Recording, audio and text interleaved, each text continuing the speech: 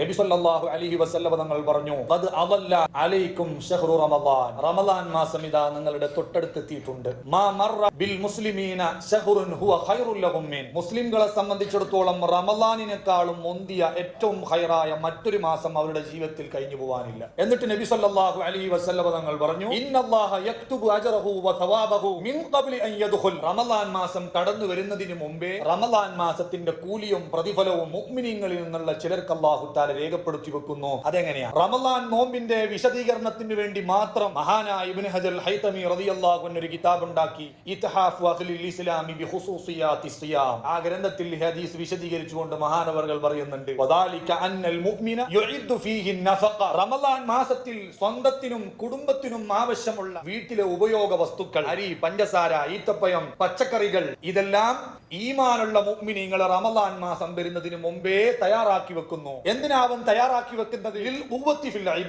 റമളാൻ മാസത്തിന് മുമ്പേ ഇതെല്ലാം തയ്യാറാക്കി റെഡിയാക്കി വെച്ച് റമളാൻ വന്നാൽ പൂർണ്ണമായി അവന്റെ ജീവിതം ഇബാദത്തിന് വേണ്ടി മാറ്റിവെക്കണം. പിന്നെ പർച്ചേസ്, അത് ഇത് എന്നിങ്ങനെ പറഞ്ഞു അവിടെയും ഇവിടെയും ടൗണിലും മറ്റും കറങ്ങിയിട്ട് സമയം കളയൂല. ഇബാദത്തിന് നല്ല പവർ കിട്ടണം, നല്ല ശക്തി കിട്ടണം, സമയങ്ങൾ മുഴുവനും ഇബാദത്തിന് വേണ്ടി ചെലവായി പോകണം എന്ന ഉദ്ദേശത്തിൽ റമളാനിന് മുമ്പേ വീട്ടു ആവശ്യ വസ്തുക്കളെല്ലാം വാങ്ങി വെക്കുന്നവനിക്ക് ആ ഉദ്ദേശത്തിന്റെ പേരിൽ തന്നെ അല്ലാഹു സുബ്ഹാനഹു വ തആല അഡ്വാൻസ് ആയിട്ട് പ്രതിഫലം കൊടുക്കുന്ന